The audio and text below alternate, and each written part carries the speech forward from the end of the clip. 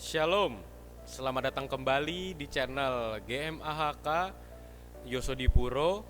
Pada kesempatan kali ini saya akan membawakan renungan singkat yang berjudul Panggilan Tuhan. Namun sebelum itu saya ingin mengajak Bapak Ibu sekalian untuk tunduk kepala dan mari kita sama-sama berdoa. Bapa kami di surga, terima kasih Tuhan atas penyertaan-Mu. Pada kesempatan ini kami umat-umat-Mu akan mendengarkan firman Tuhan dengan judul Panggilan Tuhan. Kiranya Engkau membukakan pikiran kami, berikanlah kepada kami hikmat sehingga kami dapat mengerti apa firman Tuhan pada hari ini Tuhan, sehingga kami dapat juga menerapkan di dalam kehidupan kami. Kiranya Tuhan Yesus memberkati kami, sebab kami berdoa di dalam nama anak-Mu, Yesus Kristus yang telah mati dan bangkit bagi kami. Amin. Saya ingin mengambil cerita di dalam 1 Samuel pasal yang ketiga. Namun saya tidak akan membacakan semuanya, saya akan menceritakannya saja karena ini merupakan kisah yang panjang. Secara singkat, Samuel pada saat itu sedang berusia masih muda. Kurang lebih dia berusia belum sampai usia yang ke-12 tahun. Dia bekerja membantu Imam Eli di Bait Allah. Saat itu hari sudah malam, di mana Imam Eli sudah mulai tertidur dan Samuel yang pada saat itu juga sedang tertidur. Lalu tiba-tiba pada hari itu Allah mencoba untuk memanggil Samuel sebanyak 3 kali. Di dalam panggilan yang pertama, Tuhan memanggil Samuel, Samuel, Samuel. Lalu Samuel terbangun. Dia belum mengenal suara itu, akan tetapi dia berpikir bahwa Imam Eli yang memanggil dia. Lalu bangunlah Samuel, pergilah ia ke kamar Imam Eli dan mengatakan bahwa, "Ya Bapa, apakah engkau memanggil aku?" Lalu Imam Eli mengatakan kepada Samuel, "Tidak, aku tidak memanggilmu, tidurlah kembali." Samuel dengan polosnya dia kembali ke tempat tidurnya, lalu dia tidur. Yang kedua, Tuhan kembali memanggil Samuel. "Samuel, Samuel." Samuel bangun kembali dan ia kembali ke kamar Imam Eli. Ia bertanya kepada Imam Eli pertanyaan yang sama, "Ya Bapa, bukankah Bapa memanggil aku?" Lalu Imam Eli berkata kembali, "Aku tidak memanggil. Anakku, tidurlah kembali."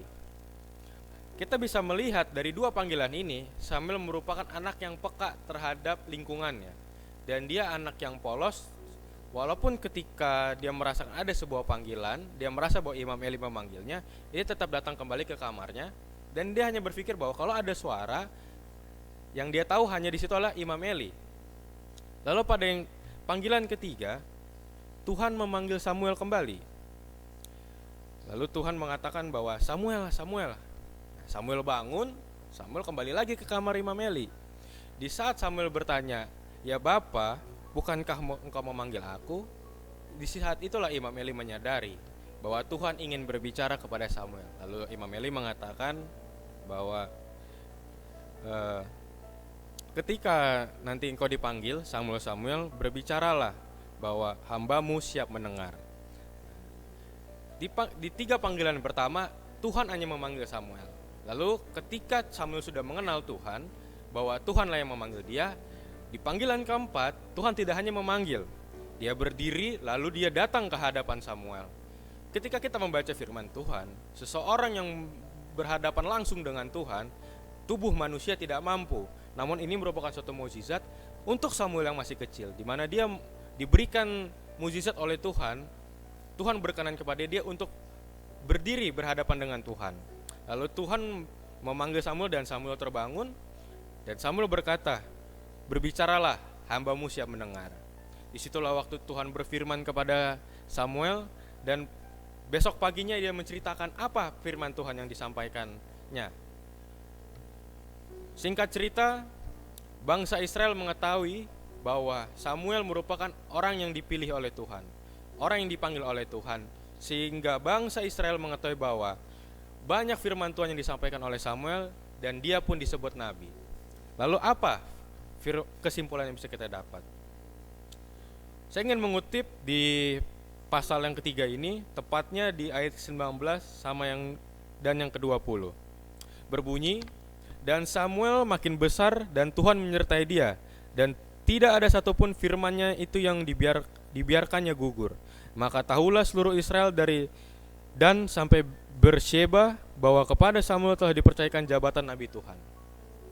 Ketika kita sebagai orang Kristen, kita harus bisa berkomunikasi dengan Tuhan melalui doa, puji-pujian, ataupun ketika kita bergereja. Itu adalah salah satu upaya kita berkomunikasi dengan Tuhan. Akan tetapi pertanyaannya, sebagai orang Kristen, apakah kita mengenal panggilan Tuhan ketika Tuhan menjawab panggilan kita?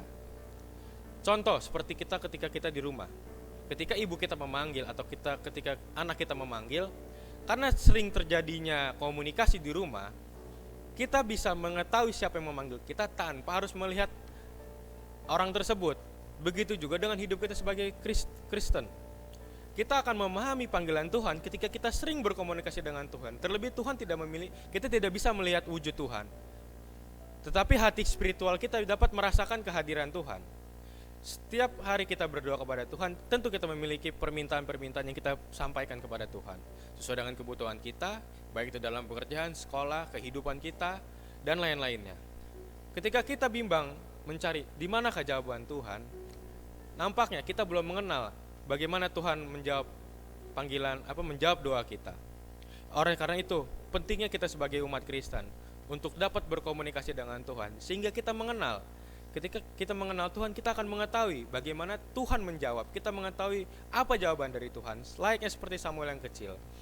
Dia mengenal Tuhan setelah diberitahu oleh Imam Eli, dan disitulah Tuhan mulai bekerja di dalam hidupnya. Begitu juga di dalam hidup kita, Tuhan akan bekerja di dalam hidup kita ketika kita berurusan dengan Tuhan. Dan Tuhan akan memberkati kita. Segala sesuatu apa yang kita kerjakan, orang akan mengenalnya.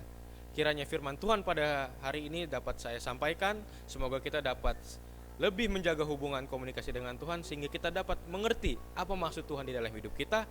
Kita dapat mengetahui apa jawaban dari doa-doa kita. Kiranya Tuhan Yesus memberkati kita semua. Saya bawakan, amin.